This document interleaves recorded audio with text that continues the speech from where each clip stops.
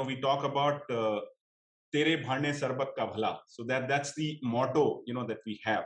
So we started on a cycle expedition from Agra to kind of a big lofty words. How many people do you think you'll be able to change? So I picked up Meghadutam. Meghadutam is from Kalidas. Is more like a love ballad. I sing. Oh, nice. Okay. So that's a great stress buster, so to say. We say if you have failed once, it will be easier for you to raise money.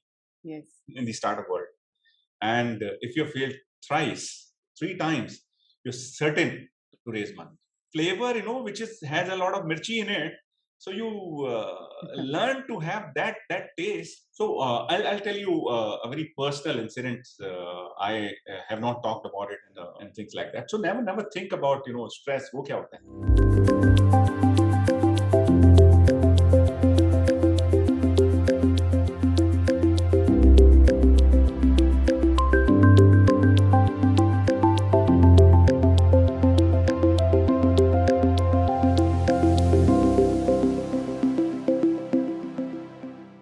What is your biggest learning as a leader? I give it an acronym. I call it pride. Okay. And when I say pride, it's a passion. Passion is something which is extremely important for you to have. If you're a leader, apart from having a vision and having a grand plan, your passion for execution, and I take it actually further, passion for everything, passion for whatever you do. We always say the Mercedes-Benz has a tagline, say best or nothing, right? Right. You should have a passion for being the best, hitting the excellence, going for that goal. So passion is very, very important ingredient in your leadership journey, right? Next is, I say, respect. So respect is again a very, very important part of the leadership journey. If you have an ego and if you have airs about you, I don't really think that your leadership journey has started. Respect for everybody is a must if you are a leader, because then you're not equating the other person, the people around you. Leadership is about people. Leadership is not about yourself. Leadership is about them, right? So that respect, we say atmavat sarva bhutin pashyati sapandita. So you treat others as you would like to be treated. That's very important. So that respect is truly important. Integrity is another one. And integrity, again, sometimes we look at integrity in very narrow sense. And when I say in a narrow sense means, we are talking about financial integrity as the basic, in Urdu we call it imandari. So in my view, integrity is much beyond that. Integrity is to yourself. Integrity is when your behavior is when nobody is looking at you, right? Integrity is what is your purpose and when you're doing. And if I really connect it with the story that I talked about, about our good chairman, Mr. Brajmohan Lal Munjal, that's where the purpose and integrity comes from. So integrity is to yourself. Within your own heart, your mind, your conscious, what you're doing. That is what integrity is all about in my view. And then you have discipline. Discipline is such a great ingredient in my view, because best of the talents have gone waste if you are not disciplined enough. When I talked about, writing a book, or when I talked about translating a book, I set a schedule 10 to 12 every night. I will do that. So once you do that, then your execution journey starts. Otherwise, in your mind, if it just doing it, it's Udyameni hi siddhanti karyani na manorathahi. We say just thinking about it never gets anything done. Right. It's only when you get to doing it. That's what is very important. And then you have empathy. Again, as I said, leadership is about people. Leadership is about leading with love. Leadership is about making more people as leaders. Leadership is about empowering people, enabling people to realize their dreams. not your dreams, right? That's, in my view, is what a leadership. So I've just made it. It's a simplistic view, probably, but it is very, very important. There is another thing which today is very important. So these are probably traits, I would say. But then today, if I really look at leadership in a digital environment, then that we are talking about, there are certain things additional which have come in my view, which is very important. And this, in this digital age, the hierarchy is being replaced with a network of competence. Correct. So that's why if you see some good companies, 30-year-old as the CEO of a large conglomerate, that's because the network of competence is changing and challenging the hierarchy. So, and today in digital time, I think this is absolutely very, very important, that it is not at the top, it is throughout the organization. Right. So that's one thing. And especially in India, where we have this startup engine that we are looking at, we have 100 unicorns that we truly celebrated in a few days. It's very important that we make youth aspire and we enable them to achieve what they aspire, what they try to do. And I come across a number of people, number of whether at an MSME stage or at a large stage, in startup, people have wonderful ideas. And I remember a wonderful thing Mark Twain had said once. He says, "Treat your ideas royally, for one of them may be a king." Right. So today is the idea age. So in that idea age has nothing to do with it. Hierarchy has nothing to do with it. So in this age, you have to give prominence to ideas and their execution, creating an ecosystem for execution, learning to deal with uncertainty, as we say. So how do you deal with uncertainty, during this digital age? That's something you have to learn to celebrate failure. We talked about failure. I said, unless you learn to celebrate failure, you look at what are the technological trends and possibilities. How can you really convert that? You talk about customer experience. In finance world, we are truly attached with ROI, return on investment. I say, no, look at ROE, return on experience. And when you have ROE, ROI will automatically come. There's another, part of leadership which is now coming in, which is sustainability. And that's something, which we should be talking about more and more these days. And when, somebody talks about sustainability, I'll give you something very interesting. And I go back, maybe about 100,000 years or 100 years or maybe 10,000 years or whatever, I'll give you a quote from Atharvaved. Yeah, I think it was from Atharvaved. It said, Mata Bhumi Putro Aham Prithivya. So Earth is my mother and I'm her son. So that's where ESG, we talk about part of sustainability or ESG, so environmental, stress comes. Or Guru Nanak Dev Ji, almost about 550 years ago said, Pavan Guru Pani Pita, Mata Dharat Mahat.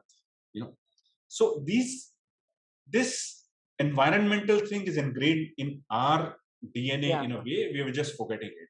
Yes. Or the social is part of S. We say Sangachadvam, Samvadatvam, Samvo Manansa Janatam. So all of us should, go together, grow together, and achieve our objectives. That's something. Governance, very interestingly, Chanakya, so many years ago, talked about 16% tax. I would be very happy if, the rulers of today talk about and think about that 16% from whatever 30, 40% tax, that we have today. So he talked about, Balishat Bhagas Udhratya Nrapasya Rakshitah Praja. So he says the king has to take, the ruler has to take 16% tax, and in turn, you have to give them security and safety of this. So that's again something we have to really think about. CRISIL came up with their sustainability report 2022 about 2 days ago only. Uh, and they talked about even a strong correlation between transparency, ESG, diversity, and value creation. Right. So today it's not an expense head; it is an existential question and a question about a question about value creation. So it's a profitable thing. So people, planet, profit, or profit, people, planet, as we say in whatever way you want to do it. They have to be seen together. So in my view, today's leadership will have to take these additional things into account when I talk about. And leadership is always enabling people, facilitating them to achieve their goals, to achieve. And of course, when I talk about achieve their goals, the goals when we are sitting within our working world have to be aligned. And then they may have their personal goals, so enabling them to one, to aspire, and then to achieve. I think that will be the true test of leadership. You mentioned about sustainability at length. You also mentioned about the future, what the leadership need to look like. Leaders of the future are all millennials, right? Millennials and Gen Z. Apart from what you've already said, what do you think the future of leadership would look like?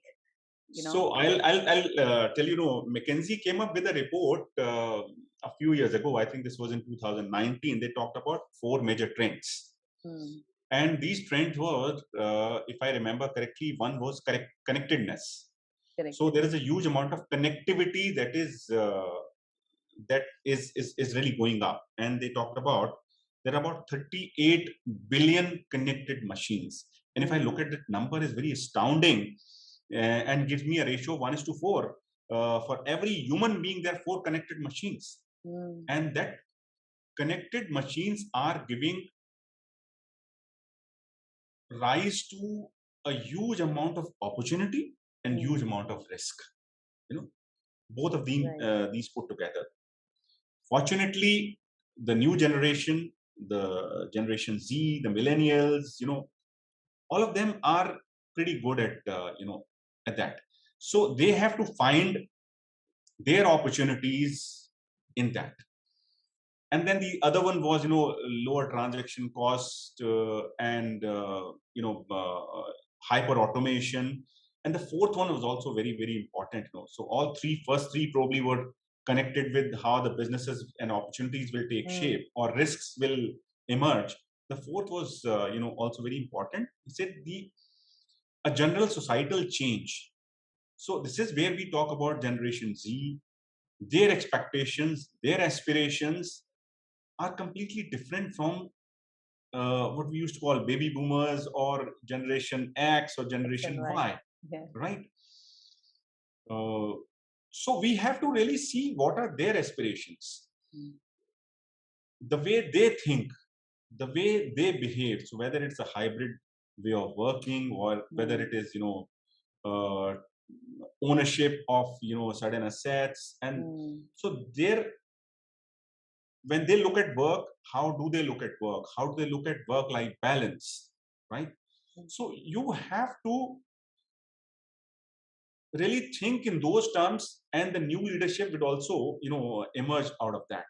And sometimes it's very simple. Say throw somebody in a testing situation, and the leadership will emerge automatically, and which is actually a fact. You give people opportunity to put them in positions of power, positions of execution, and the leadership will emerge. But that leadership of the new generation would definitely be strewn around these expectations of the new generation, millennials or Generation Z, as we say. Yeah. What about leadership traits? While they need to follow certain things, what kind of traits or skills that you feel that the future leaders need to have? So there are certain, very fundamental underlying traits, and then there are skills. Right. So we have to really see it in two buckets in this. So when Sure. I talk about traits, I talked about that pride model, so to Right. say. Yeah. Those are fundamental. Those are timeless traits. So having passion for work or passion for whatever you're doing, actually speaking. Right. So if I'm speaking to you, if I don't have passion, and then I should not speak to you. You know. Correct. And good, your name of this is also spirited conversation. So Yeah. absolutely, it has to be truly spirited. It has to be. You have to feel that it is truly spirited. Conversation. So that passion is a very basic trait and ingredient of leadership that will always Mm. remain, or respect, or integrity, or discipline, or empathy. Mm. These are fundamental traits that every leader in every situation will always have to have. And Right. then there are a set of skill sets that you would understand. I always ask a whole lot of people, when I speak to youngsters, and I speak to a lot of youngsters through my interaction with the student world. I give guest lectures at various institutes at IIM, IMT, and things like that. I always say you should read a book before you step into the business world, and that is How to Win Friends and Influence People. That book was written in 1930s, 40s, Yes. or 20s, I don't know when. It is still relevant, and not only it is still relevant, it will remain relevant 200 years later also. Mm. Because what we talk about are basic fundamental principles. So that you should always do that. And then you build upon those fundamental principles, the skill set. The skill set will keep changing. So World Economic Forum came up with top 25 skills or top Mm. 10 skills for 2025. Right. So when they will talk about 2035 or 2050, the skill set would be different, Correct. right? So skill set will keep changing. The traits will have to uh, fundamentally, will remain same. Right. One last question, and since you've mentioned a lot of verses from Rig Veda or Upanishads, I'm curious to know how important do you think it is to get connected to your roots and the culture in your 20s and early 30s? So I would say, this is what we call sanskar. It's something with the growing up, and this is probably as parents, we have to not only teach but demonstrate, and we pick up these kind of things only when we see that in action. Mm. That's why how we pick it up. And absolutely, you said yourself, it is very important. It's a very important ingredient to be to be connected to our roots. Hmm? So your mind may be in stratosphere, should Mm. be in stratosphere, but your feet should be firmly rooted to the ground, and that's how you would be able to live life. So then these stresses, or Yeah. lack of mindfulness, and these kind of things will be a bit away. you know Right. so therefore I think it is very important for us. Of course, it is more difficult for newer generation because of a lot of distractions that are Yes. there around them. So it's not you should not be blaming anybody on that, but it's a fact that Mm. we should understand what has been our tradition. But it's also very important that you do not become a prisoner of that tradition. Mm. So you should understand what this tradition is, why this is, and not do it as a ritual. So a ritual is when you do it, without thinking about it. Mm. There are certain things, when you, as I said, when I get up, there's a gratitude to the God that, Yeah. you gave me a chance to, get up once again today. That is separate. But apart from that, whole lot of rituals that we do as a ritual doesn't make sense. Should not be a prisoner of that tradition, Mm. but you should not also be away from that tradition. You should take pride in your tradition, but you should not be arrogant about it. Right. So I always, said, we were talking about, before we started, so about this book of 26 leaders, Yes. and these are some wonderful leaders. This book includes a chapter from Mr. R.S. Sodhi, who's MD of Amul, and from one Lieutenant, General, and a wonderful, people who have contributed. I got a chance to write one chapter and a forward, for that. And the starting line when I started that, writing that forward was the word from Guru Gobind Singh ji. So it said, "Deha Shiva bar mohit hai, shubh karman te kabahu na taro." I think it's very simple that, they're asking from God that please give us the virtue that we should not be away from good deeds. Shubh karman se kabahu na taro. न डरों अरिसों जब जाए लरों निश्चय कर अपनी जीत करो. I should not be afraid from our enemies. Those enemies could be physical enemies, my fears, my doubts, and when I get into a field, I should be very certain of my victory. And that's how Swami Vivekananda also said that, today's youth, especially to youth, I would really say that you should be very, very confident. A confident youth only gives any kind of future to the nation. So we should all be very confident, and we should always be on the righteous path. That's what, we said, Shubha Karmante Kabahuna Taram. And enjoy yourself, enjoy life. You have got one life. So again, one thing that I always say, zindagi kaatni hai ya zindagi jeeni hai. So Right. zindagi ko jiye. Absolutely. Thank you very much. Thank you so much. Thank you so much for your time. And all the very best, sir, in whatever you're doing. Thank you so much. Thank you very much. Thanks a lot.